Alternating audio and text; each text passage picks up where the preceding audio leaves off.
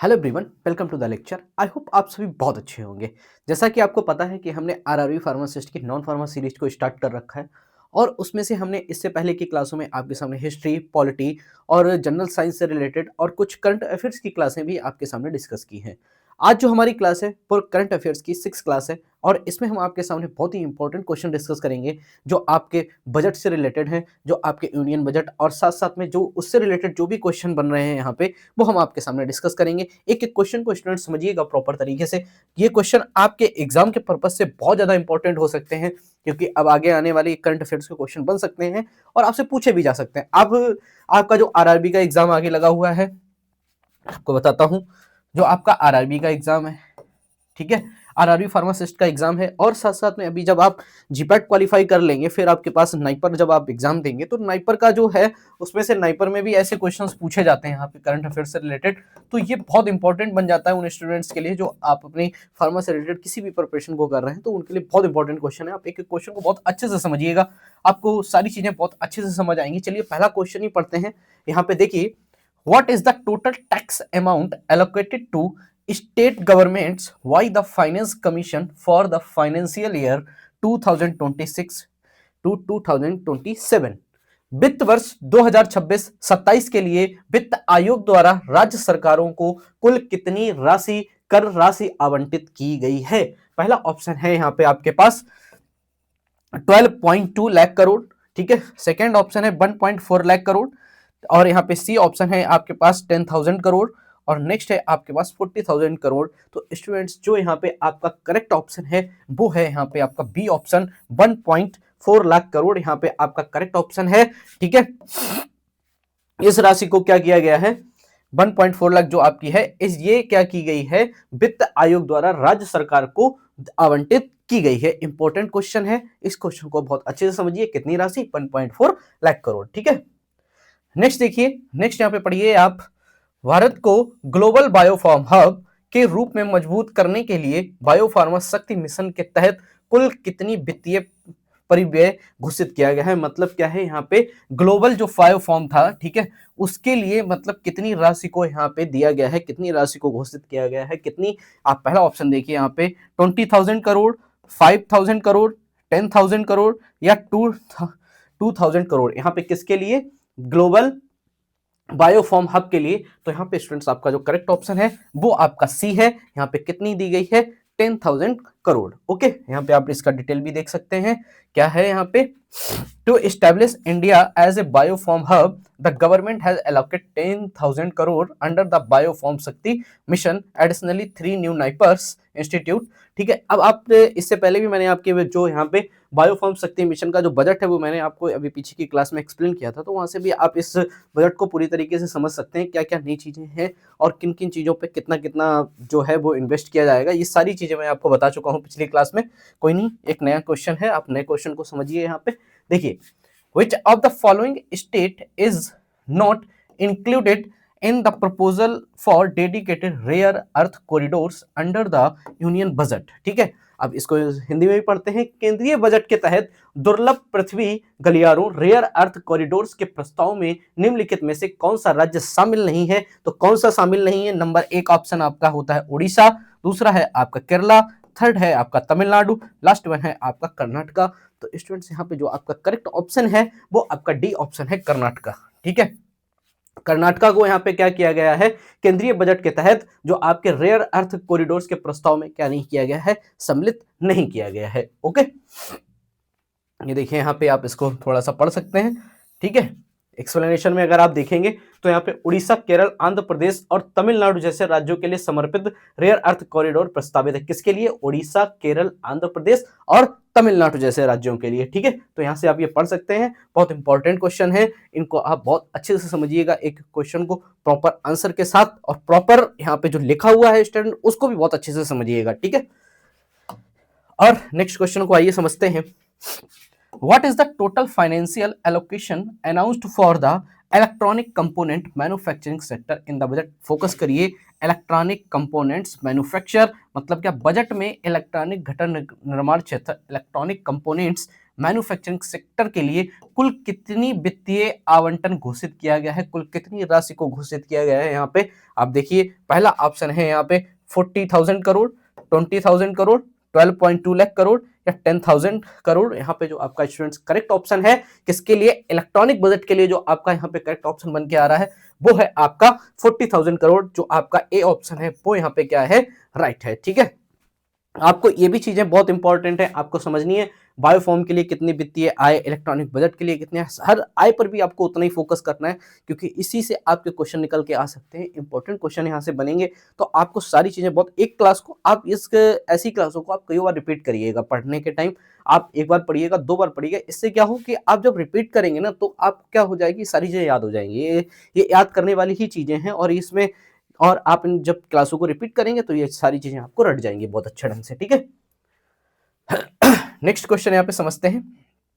As stated in the budget what is the reported coverage percentage of banking service in village across India. अब village के across India की बात की गई। यहाँ पे देखिए बजट के अनुसार भारत में बैंकिंग सेवाओं का कवरेज गांव में कितना प्रतिशत बताया गया है, कितना, बजट के अनुसार भारत में बैंकिंग सेवाओं का कवरेज गांव के हिसाब से कितना प्रतिशत बताया गया है। तो पहला ऑप्शन 90%, सेकंड है 98, थर्ड वन यहाँ पे 85, लास्ट है यहाँ पे 100%। तो स्टूडेंट्स यहाँ पे जो आपका करेक्ट ऑप्शन बन के आता है वो है आपका 98%। ठीक है, बजट के अनुसार 98% भारत में बैंकिंग सेवाओं का कवरेज किसमें, गांव का जो आपका है उसके लिए बताया गया है, कितना, 98%।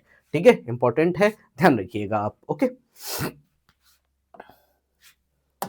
नेक्स्ट क्वेश्चन यहाँ पे समझते हैं। देखिए कोई नहीं, जो है how much additional capital support has been added to the self reliance India fund SME growth funds. क्या, आत्मनिर्भर भारत फंड, ठीक है, सेल्फ रिलायंस इंडियन फंड जो एसएमई विकास के लिए है, में कितना अतिरिक्त पूंजी समर्थन, एडिशनल कैपिटल सपोर्ट जोड़ा गया है, मतलब कितना उसमें और ऐड किया गया है। 5,000 करोड़, यहाँ पे 1,000 करोड़, 10,000 करोड़ या 2,000 करोड़। तो यहाँ पे जो एडिशनल अमाउंट है, कितना एडिशनल यहाँ पे किया गया है, यहाँ पे स्टूडेंट्स किया गया है आपका डी ऑप्शन सही है, 2,000 करोड़ का यहाँ पे क्या किया गया है, एडिशन किया गया है। ओके, आप सारी चीजों को बहुत अच्छे से समझिएगा। जिनको इंग्लिश में समझ में आ रहा है वो आप इंग्लिश में उसका एक्सप्लेनेशन को पढ़ सकते हैं, जिनको हिंदी में आ रहा है वो आप हिंदी में भी एक्सप्लेनेशन पढ़ सकते हैं। ठीक है, आपको दो, बस आपको आंसर समझ आना चाहिए, आपको क्वेश्चन भी साथ साथ में समझ आना चाहिए। तो आपको क्या है, बस लैंग्वेज में आपको हिंदी में समझ आ रहा है हिंदी में ओके, आपको इंग्लिश में समझ आ रहा है हिंदी में, या हिंदी इंग्लिश किसी में भी आ रहा है कोई दिक्कत नहीं है यार। ठीक है, बस समझ आना चाहिए। How many dedicated chemical parks have been proposed by the Center to Enhance Domestic Chemical Production? केंद्र सरकार द्वारा घरेलू रासायनिक उत्पादन, ठीक है, डोमेस्टिक केमिकल प्रोडक्शन को बढ़ाने के लिए कितने समर्पित केमिकल पार्क प्रस्तावित किए गए हैं? 5, 5, 7, 3 या 10। तो स्टूडेंट्स यहाँ पे जो केमिकल पार्क से रिलेटेड आपका जो करेक्ट ऑप्शन है वो आपका है यहाँ पे 3। कितने प्रस्तावित किए गए हैं? 3 प्रस्तावित किए गए हैं। ओके, अच्छे से पढ़िएगा, सारी चीजें आपको समझ आएंगी, ये एक्सप्लेनेशन भी है और आपका करेक्ट ऑप्शन यहाँ पे क्या है, 3। ठीक है, अब मैं आपको बायोफॉर्म शक्ति स्कीम से रिलेटेड भी कुछ क्वेश्चन बताता हूं, उसी से रिलेटेड है जो आपके लिए इंपॉर्टेंट बनेंगे। आप पहला देखिए, what target has been set for the clinical trial sites under the scheme. ठीक है, योजना के अंतर्गत क्लिनिकल ट्रायल साइटों के लिए क्या लक्ष्य निर्धारित किया गया है, इंपॉर्टेंट है। देखिए, नेटवर्क ऑफ 100 साइट्स, ठीक है, 500, 1000 प्लस या 200 साइट्स। तो यहाँ पे जो आपके क्लिनिकल ट्रायल्स के लिए है, कितने टारगेट को यहाँ पे निर्धारित किया गया है, कितनी चीजों को, तो यहाँ पे जो आपका सी ऑप्शन है वो करेक्ट है, नेटवर्क ऑफ 1000 प्लस साइट्स। ठीक है, आप याद रखिएगा, क्लिनिकल ट्रायल्स के लिए आया था, कोई नहीं। नेक्स्ट क्वेश्चन यहाँ पे देखिए, ये यहाँ पे क्या है, इसका एक्सप्लेनेशन है, क्या था, नेटवर्क कितनी है आपके 1000 प्लस साइट्स के लिए, किसके लिए, क्लिनिकल ट्रायल्स के। ये इसलिए किए गए हैं जिससे क्या होता है, अब यहाँ पे क्या है, सीडीएसयू का रोल ज्यादा हो जाता है, क्योंकि जिस तरीके से सीडीएसयू बहुत अच्छे से वर्क करेगी तो ये सारी चीजें उसी के ऊपर यहाँ पे डिपेंड करती है। इनका काम क्या है, एक तरीके से सारी पूरी रिसर्च को बहुत अच्छे तरीके से ढंग से करना, एक कम टाइम में उसको करना। जब आप ये कम टाइम में कैसे होगा, जब सारी चीजें आपको व्यवस्थित होगी, सारी चीजें आपको एक ही लैब में मिलेंगी, तो सारी चीजें आप क्या करोगे, बहुत अच्छे से परफॉर्म करोगे। तो यही चीज पे इस पे फोकस किया गया है। ओके, अब देखिए आपका नेक्स्ट क्वेश्चन समझते हैं। ठीक है, in the context of biopharma Shakti scheme what is the full form of शक्ति। ठीक है, बायोफॉर्म शक्ति योजना के संदर्भ में शक्ति का पूर्ण रूप क्या है। ठीक है, strategy for healthcare advancement through knowledge, technology and innovation, scheme for health and knowledge through technical innovation, sustainable health assessment through knowledge and technology initiative, ठीक है, scientific hub for advance knowledge and technical innovation. तो students यहाँ पे जो आपका correct option है वो आपका ए ऑप्शन यहाँ पे करेक्ट है, strategy for health care advancement through knowledge, technology and innovation. ठीक है, ये मैंने आपको बताया भी था पिछली क्लास में, अभी जब मैंने आपको शक्ति का पूरा बताया था, एस का मतलब क्या है, एच का मतलब क्या, ए का क्या मतलब है, के का क्या मतलब है, टी का क्या है और आई का, मैंने आपको सारी चीजें वहां पे एक्सप्लेन करी थी। ठीक है, तो आप इसको अच्छे से पढ़िए। चलिए आगे बढ़ते हैं।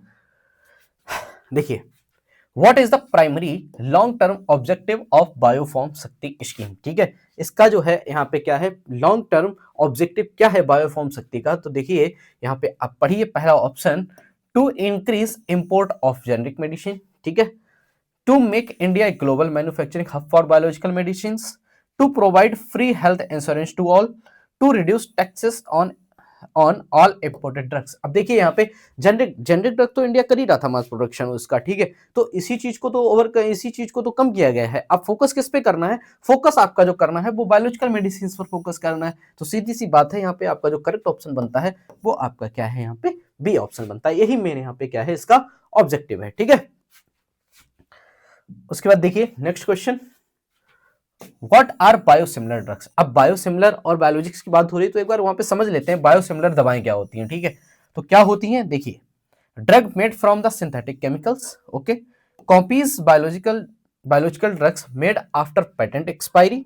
ठीक है, herbal medicine promoted by AYUSH, या drug used only for animal treatment. तो यहाँ पे बायोसिमिलर ड्रग वो होती हैं जो copies of the biological drugs, आपका जो बी ऑप्शन है वो करेक्ट है। ये क्या होती हैं, पेटेंट खत्म होने के बाद बनाई गई जैविक दवाओं की प्रतिक्रिया, ऐसे आप समझ सकते हैं, copies of the biological drug made after the patent expiry. ठीक है, कोई मेडिसिन है उसमें पेटेंट हो रखा है, जब पेटेंट खत्म हो जाता है तो फिर से वो मेडिसिन जब बनती है तो उसको क्या कहा जाता है, बायोसिमिलर। ओके, नेक्स्ट क्वेश्चन यहाँ पे समझते हैं। ये देखिए इसका एक्सप्लेनेशन है यहाँ पे, कोई नहीं, नेक्स्ट है यहाँ पे देखिए, हाउ मेनी न्यू नाइपर्स, ठीक है, are propose to be launched under the biopharma Shakti scheme. कितने नए नाइपर्स को यहाँ पे लॉन्च करने की बात कही है किस बायोशक्ति स्कीम में, बायोफार्मा शक्ति योजना के तहत कितने नए नाइपर संस्थान शुरू करने का प्रस्ताव है, 2, 3, 5 या 7। तो स्टूडेंट्स यहाँ पे जो आपका करेक्ट ऑप्शन है वो यहाँ पे क्या है, 3 है। 3 ऑप्शन यहाँ पे क्या है, आपका करेक्ट है। स्टूडेंट्स देखिए, अभी इनकी लोकेशन पे पूरी तरीके से वो बात नहीं कही गई है, अभी धीरे धीरे आपको इनकी क्या है, लोकेशंस के बारे में ही पता चल जाएगा। जब लोकेशंस के बारे में पता चल जाएगा तो वो भी आपके लिए एक इंपॉर्टेंट क्वेश्चन बनेगा, इसलिए आप सारी चीजों के साथ जुड़े रहिएगा, क्योंकि आपको ये भी जानना है कि नाइपर्स अगर तीनों ओपन होने हैं तो वो कहाँ कहाँ पे ओपन होने, ये इंपॉर्टेंट है। ओके, चलिए क्वेश्चन यहाँ पे डिस्कस करने थे, इंपॉर्टेंट क्वेश्चन मैंने आपके सामने डिस्कस किए हैं। ठीक है, आप सारी क्लासेस को बहुत अच्छे से समझते रहिएगा, क्योंकि आपका एग्जाम नजदीक है, तो आपको करंट अफेयर्स, जीके वगैरह सारी के सारी क्लासेस आपको बहुत अच्छे से समझनी है। साथ साथ में आपको अपना नॉन फार्मा बहुत मजबूत करना है आरआरबी के लिए, ये भी आपको पता है। फार्मा को भी आपको पढ़ना है, नॉन फार्मा को भी आपको पढ़ना है, डेली को आपको अपनी स्ट्रेटजी बनानी है और बहुत अच्छे से प्रिपरेशन करनी है आपकी, जिससे आप क्या करें, आप अच्छे रैंक के साथ अपने एग्जाम को क्वालिफाई कर सकें। Thank you students.